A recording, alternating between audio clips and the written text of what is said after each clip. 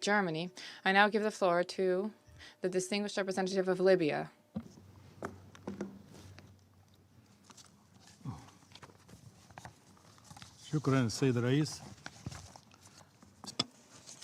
Thank you, Mr. President. In the name of God, the merciful, the compassionate, at the outset, I would like to congratulate you on assuming the presidency of the Security Council during this month. We wish you all the success.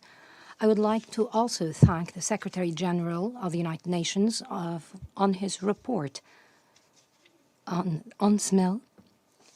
I would also like to thank the Special Representative of the Secretary General, Mr. Ghassan Salameh, on his briefing on the latest developments in my country. I would like to thank Mr. Charles, Chair of the Security Council Committee established according to Resolution 1970 on Libya, for his briefing on the work of the committee. Mr. President, the 4th of September marks 5 full months since the start of the aggression against the capital of my country, where almost 1/3 of Libyans live. This aggression led to the death of hundreds of Libyans till today, including civilians. This indiscriminate attack also led to the displacement of dozens of citizens and the destruction of the infrastructure of the capital, including the only airport used by all citizens from all corners of Libya. The war is still continuing.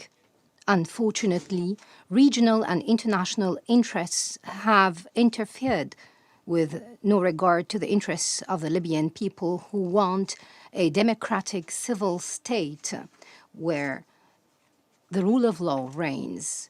My delegation would like to express its sincere appreciation for the efforts made by the United Nations, the African Union, and the European Union to reach a solution and put an end to this aggression.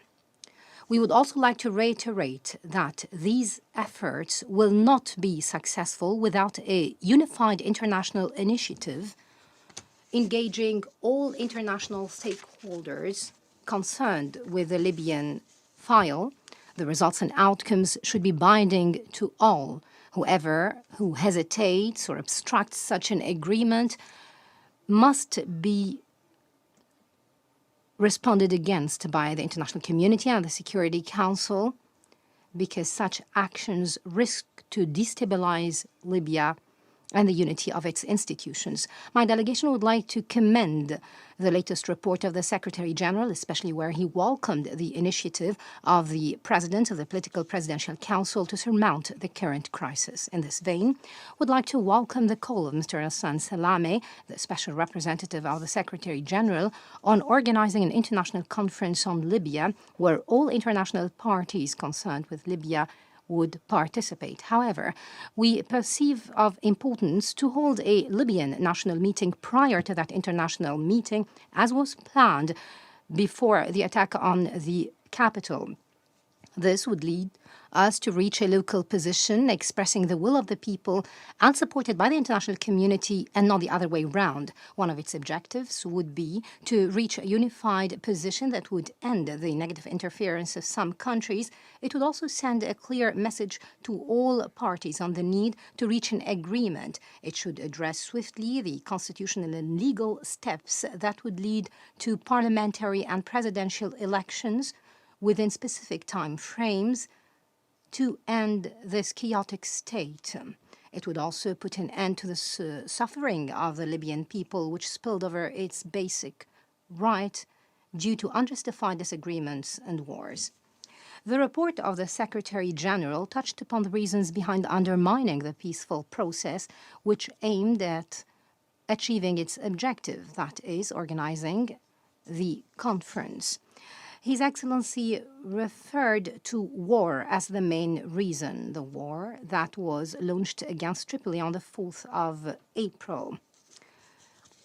Thus, my government called upon the Security Council to move swiftly to counter that blatant aggression and put an end to the attack. It should also hold its perpetrators accountable and implement Security Council resolutions which have always called for a peaceful solution, since it is the only alternative that put an end to this crisis. Unfortunately, we have witnessed procrastination in this council. We could have saved hundreds of lives of young Libyans and migrants who have died due to this indiscriminate shelling. All of this could have stopped if the Council had assumed its responsibility and implemented its resolutions on Libya. Still, my country, as a member of the UN, still has hope that the Council would adopt urgent and swift measures to put an end to this insidious aggression so that the country can resume the political process and a peaceful track that is the alternative satisfactory to all Libyans, and we still have high hopes on it.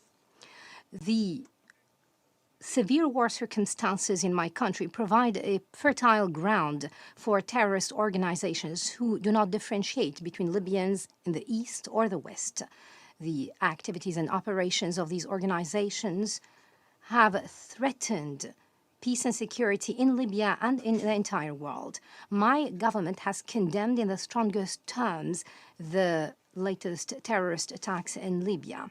The security apparatus in the west of the country is working on dismantling those organizations who are using the current circumstances to commit despicable crimes against the state institutions and civilians. In this vein, we remind your august council that the war on terrorism and its organizations is an international war where the GNA and its allies participated.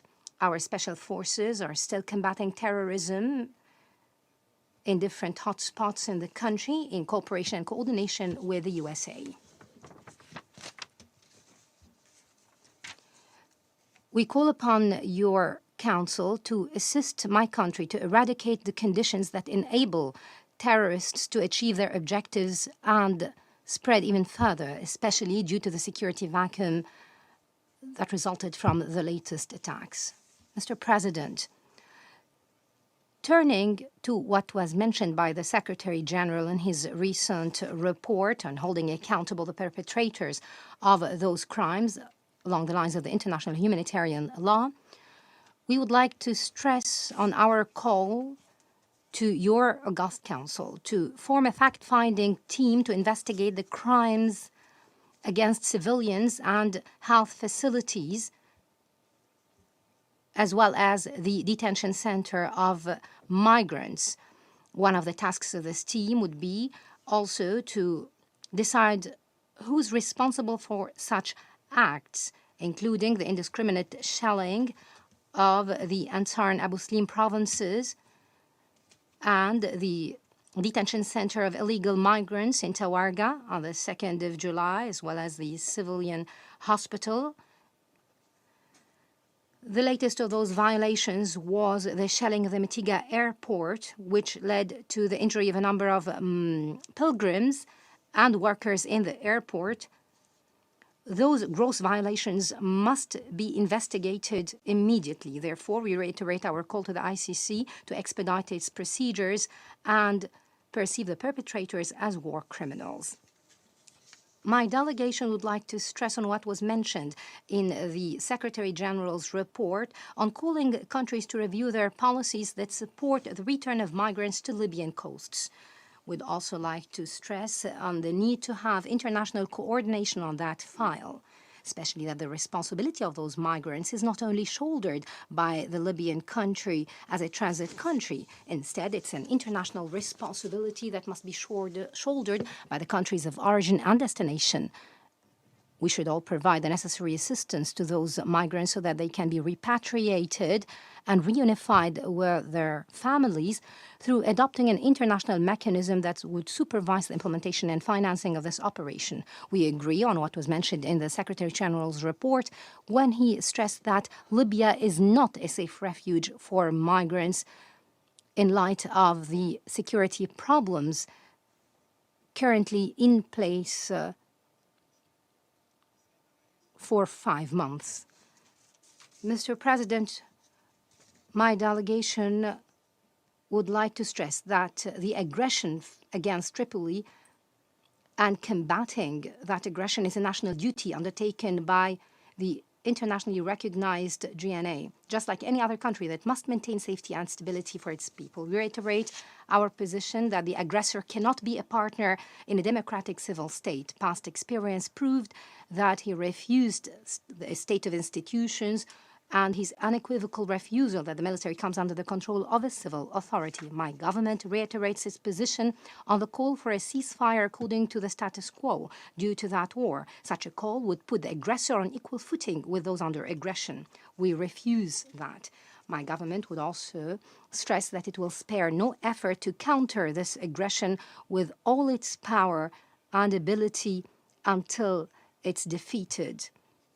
We will start a new phase, unprecedented since 2011. We will all work together as Libyans to build a strong state free from armed groups or autocratic conflicts. To conclude, Mr. President, and turning to the right of Mrs. Marwa Mohammed, would like to thank her for her statement, especially when she mentioned the violations that Libyan women are subjected to, like the abduction and torture. Would like, in this vein, to stress that such violations, unfortunately, touch upon everyone, men and women, under the current political circumstances. To address this issue and protect human rights in general, we need the support of the international community, their support to all efforts made by the GNA until we reach a political solution that would lead to the forming a strong government that has control all over Libya, that would supervise all such violations and hold their perpetrators accountable. Mr. President, since Mrs. Marwa Mohammed is Libyan and defending human rights, especially women's rights, she should have delivered that statement in Arabic so that all Libyans, men and women, would follow up what she had to say directly. Thank you, Mr. President. I wish to thank the distinguished representative of Libya for his statement. There are no more names inscribed on the list of speakers. I now invite council members to informal consultations to continue our discussion on this subject. The meeting stands adjourned.